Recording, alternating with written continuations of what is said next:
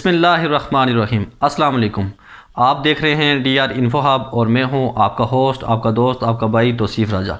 कैसे हैं आप सब लोग? आज की वीडियो में मैं आपको बताने जा रहा हूं कि एक क्वेश्चन है या एक सस्पेंस है लोगों के अंदर, हर नए आने वाले बंदे के पास, कि आजकल जो बात चल रही है रिज़र्व, रेंजर्स और डिस्ट्रिक्ट पुलिस की, कि ये है क्या चीज़, इसमें फ़र्क क्या है, ड्यूटी की नोयत क्या है, सैलरी में कोई फ़र्क है या फिर और क्या है, तरक्की का क्या तरीक़ाकार है। ये सारी चीज़ें आज की वीडियो में हम डिस्कस करेंगे कि बेसिकली रिज़र्व पुलिस क्या है, रेंजर्स पुलिस क्या है और जो ज़िले की पुलिस है या डिस्ट्रिक्ट पुलिस है वो क्या है। आज की वीडियो में हम इन तीनों का कंपैरिजन करेंगे, इन तीनों का मुवाजना करके और आखिर पे कंक्लूजन निकालेंगे कि हल निकालेंगे या जो फाइनल रिज़ल्ट है वो निकालेंगे कि इसमें से कौन सी बेस्ट है किस लिहाज से और कौन सी बेहतर है किस लिहाज से। तो वीडियो आखिर तक देखिए, क्योंकि हर स्टेप आप देखेंगे तो आपको ज़्यादा समझ आएगी। तो अगर अभी तक आप चैनल पे नए हैं और चैनल सब्सक्राइब नहीं किया तो मेरे चैनल को सब्सक्राइब करें और साथ लगे बेल आइकन को भी दबा दें ताकि आपको हर आने वाली वीडियो मिलती रहे। तो वीडियो स्टार्ट करते हैं। आज हम स्टेप बाय स्टेप इन तीनों चीज़ों को डिस्कस करेंगे। सबसे पहले हम बात करते हैं हेडक्वार्टर्स की। बेसिकली जो पुलिस डिपार्टमेंट है उसमें जो इनिशियल रिक्रूटमेंट होती है वो दो शोबों में पहले होती थी, एक रिज़र्व में और एक रेंजर्स में। और अब इस दफ़ा इन्होंने जो ये काम किया, IG साहब ने, इंस्पेक्टर जनरल पुलिस ने, कि इस दफ़ा डायरेक्ट इज़ला में या ज़िले में भर्ती कर दी है। तो अब लोगों को कन्फ्यूजन है, कुछ लोग मोस्टली मुझे इनबॉक्स पे भी पूछते हैं या पर्सनल में भी ऐसे करके पूछते हैं कि ये रिज़र्व रेंजर्स है क्या चीज़, ये डिस्ट्रिक्ट पुलिस क्या है। तो आज इस वीडियो में हम वो बताने जा रहे हैं। तो सबसे पहले हम हेडक्वार्टर्स की बात करते हैं। तो सबसे पहले रिज़र्व पुलिस है। रिज़र्व पुलिस का हेडक्वार्टर मुज़फ़्फ़राबाद में है जो कि पुलिस लाइन में वाक़ा है, और रेंजर्स पुलिस का जो हेडक्वार्टर है वो दोलाई हेडक्वार्टर है, यानी कि दोलाई के मकाम पे वाक़ा है।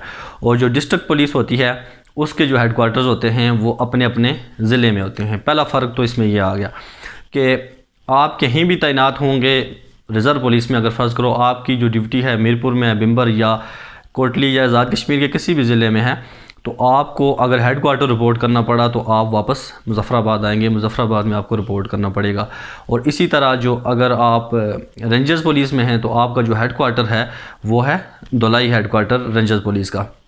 जबकि आपका जो अगर डिस्ट्रिक्ट पुलिस में है तो आपका जो हेडक्वार्टर होगा वो अपना अपना ज़िले में होगा। पहली चीज़ तो ये आ गई। उसके बाद दूसरा स्टेप है ड्यूटी, कि जी ड्यूटी क्या क्या होती है।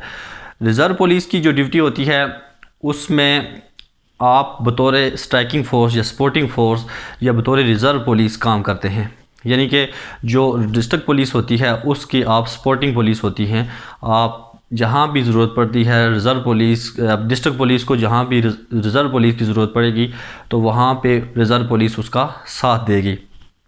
आमतौर पे रिज़र्व पुलिस की जो ड्यूटी होती है वो हेडक्वार्टर के अंदर होती है या मुख्तलिफ़ जगह पे वो मुंसलिक भी होती है या मुख्तलिफ़ जगह पे काम करती है, लेकिन जब ज़रूरत पड़ती है तो वो डिस्ट्रिक्ट पुलिस के साथ काम करती है। इसी तरह जो रेंजर्स पुलिस होती है और रिज़र्व पुलिस जो होती है वो आज़ाद कश्मीर में कहीं भी काम करती है।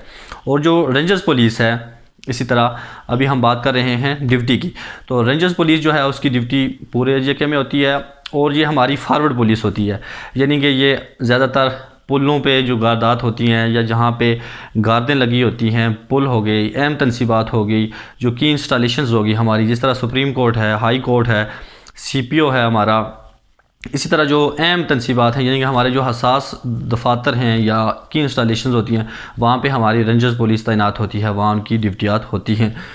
और जो डिस्ट्रिक्ट पुलिस होती है उसकी ड्यूटी थाने में होती है। और इसी तरह चूँकि ये ऑपरेशनल पुलिस होती है जिसकी ये पुलिस की एग्जीक्यूटिव ब्रांच है। अब हम ड्यूटी टाइमिंग की बात करें तो ड्यूटी टाइमिंग के मामले में रिज़र्व पुलिस जो है उसकी जो नॉर्मल रूटीन में अगर हालात ठीक हों, वैसे तो पुलिस की 24 घंटे ड्यूटी होती है और हम 24 घंटे बाउंड हैं, जब भी हमें हुकाम बाला या सीनियर हुकाम हुक्म देंगे तो हम पाबंद हैं वो ड्यूटी करने के। बट जो आम रूटीन में अगर हालात नॉर्मल चल रहे हैं तो जो रिज़र्व पुलिस है उसकी ड्यूटी 8 घंटे होती है और इसी तरह रेंजर्स पुलिस की 8 घंटे ड्यूटी होती है डेली की रूटीन में अगर नॉर्मल हालात चल रहे हैं। और जबकि अगर बात करें ज़िला पुलिस की तो उसकी कोई ड्यूटी टाइमिंग नहीं है, वो 24 आवर्स काम करते हैं, उनमें से अगर उनको आराम का मौका मिल गया तो मिल गया। उनकी टाइमिंग कोई नहीं होती 24 आवर्स में, वही वक्त उनके लिए छुट्टी का है या सहूलत का है जो उनको मुयसर हुआ, बाकी उनकी टाइमिंग कोई नहीं होती। ये होगी बात ड्यूटी टाइमिंग की। अब नेक्स्ट स्टेप है तनख्वाह का, कि क्या तनख्वाह में कोई फ़र्क होता है। तो मैं आपको यहाँ ये बात क्लियरली बता दूँ कि किसी किस्म की तनख्वाह में कोई फ़र्क नहीं होता। जो सेम स्केल वाला होगा उसकी सेम तनख्वाह होगी, चाहे वो रिज़र्व पुलिस में है, चाहे वो रेंजर्स में है, चाहे वो डिस्ट्रिक्ट पुलिस में है। तीनों जो कैडर्स हैं, जो बेसिकली कैडर्स हैं, उन तीनों की तनख्वाह सेम होती है, बशर्ते कि वो सेम स्केल में हों। फ़र्ज़ करो अगर मैं और मेरे साथ के बैच के 100 लड़का है, हम एक ही दिन भर्ती हुए और एक सेम स्केल में भर्ती हुए, तो हमारी तनख्वाह सेम ही रहेगी अनटिल के अगर किसी को कोई सज़ा होती है या कोई वो एक अलग स्टेप चीज़ है, लेकिन हमारी तनख्वाह सेम है, चाहे हम रिज़र्व में हैं, रेंजर्स में हैं या डिस्ट्रिक्ट में हैं। चूँकि हम सेम स्केल में भर्ती हुए हैं, लिहाजा हमारी तनख्वाह में कोई फ़र्क नहीं होगा। ये चीज़ क्लियर होगी। उसके बाद हम बात करते हैं अब कि रिज़र्व पुलिस, रेंजर पुलिस और डिस्ट्रिक्ट पुलिस कहाँ कहाँ काम करती हैं या किस तरह काम करती हैं।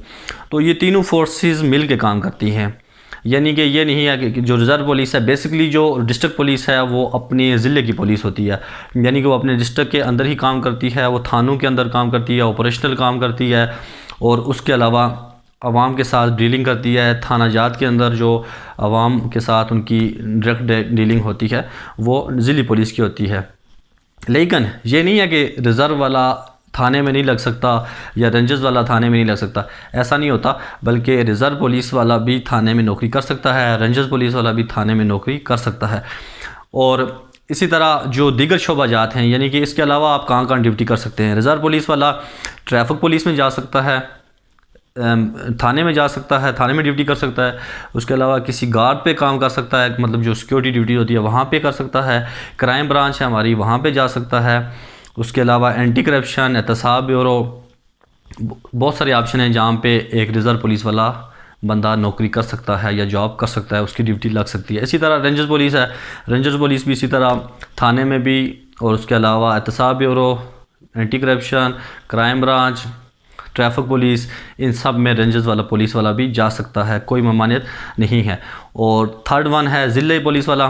ज़िला पुलिस वाला इन सारे शोबों में जा सकता है, उसकी मुंसलिकी होगी। और अब आते हैं इख्तियारात की तरफ। अथॉरिटीज़ क्या हैं? बेसिकली तौर पे एक पुलिस वाला जो होता है उसको पुलिस ऑफिसर कहा जाता है। पुलिस रूल्स के मुताबिक भी यही है, चाहे वो एक सिपाही है, चाहे वो इंस्पेक्टर जनरल है, तो उन सब के लिए जो लफ्ज़ इस्तेमाल होता है वो पुलिस ऑफिसर का होता है। तो बेसिकली जो पुलिस ऑफिसर होता है उसके इख्तियारात बहुत ज़्यादा हैं, चाहे वो एक सिपाही है, चाहे वो इंस्पेक्टर जनरल है। तो चूँकि फील्ड में जो काम करना होता है वो एक सिपाही ने करना होता है, एक कांस्टेबल ने करना होता है, तो इसलिए उसके पास इख्तियारात वही हैं जो सबके पास हैं। लेकिन यहाँ पे थोड़ी से इख्तियारात में इसलिए फ़र्क है कि जो रिज़र्व पुलिस है वो चूँकि रिज़र्व हेडक्वार्टर्स में होती है और उसके जो अपने कोर्सेज़ हैं वो अलग से हैं। उसमें उसका सेक्शन कमांडर कोर्स है, प्लटून कमांडर कोर्स है, और जो रेंजर्स पुलिस है इस तरह उनके भी कोर्सेज़ हैं। लेकिन जो डिस्ट्रिक्ट पुलिस है उसके हैं लोअर है, अपर है, इंटर है, इस तरह के कोर्सेज़ हैं। जिसके बाद जब रिज़र्व पुलिस वाला प्रमोट होता है तो वो एक हेड कांस्टेबल बनता है, वो प्लटून कमांडर बनता है। इसी तरह रेंजर पुलिस वाला प्रमोट होकर जब हेड कांस्टेबल बनता है या एएसआई बनता है तो वो प्लटून कमांडर बनता है। जबकि डिस्ट्रिक्ट पुलिस वाला जब प्रमोट होता है वो हेड कांस्टेबल तो बनता है, लेकिन वो तफ्तीशी ऑफिसर बनता है, इन्वेस्टिगेशन ऑफिसर बनता है। तो इस तरह यहाँ पे अगर इख्तियारात देखे जाएँ तो इख्तियारात ज़िला पुलिस के ज़्यादा हैं, क्योंकि उसमें इख्तियारात इसलिए ज़्यादा हैं कि उसके पास इख्तियारात थाने में वो एग्जीक्यूटिव ब्रांच के तौर पे काम कर रहा होता है, ऑपरेशनल काम कर रहा होता है, इसलिए उसके इख्तियारात ज़्यादा हैं। तनख्वाह में फिर भी कोई फ़र्क नहीं होता, यहाँ पे ये चीज़ साथ साथ में क्लियर करता जाऊँ। तो उसके अलावा प्रमोशन की बात होती है। प्रमोशन में अगर हम देखें तो रिज़र्व पुलिस को देखें तो रिज़र्व पुलिस की चूँकि तादाद ज़्यादा है, स्ट्रेंथ ज़्यादा है, तो इसलिए रिज़र्व पुलिस में प्रमोशन जल्दी होती है, और इसकी निस्बत रेंजर्स पुलिस में प्रमोशन थोड़ी स्लो होती है चूँकि उसकी थोड़ी तादाद कम है।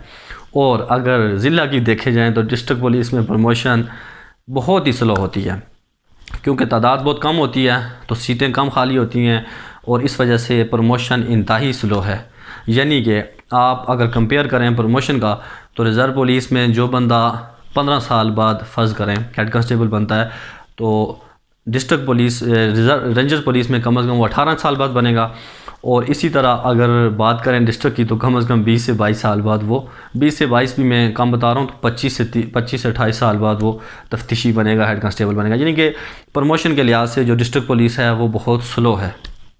उसके बाद एक और चीज़ है DDO से मुराद जो जिनके साइन से आप तनख्वाह लेते हैं, जो आपके मुतल्लिका ऑफिसर होते हैं, deposit and disbursement authority, disbursement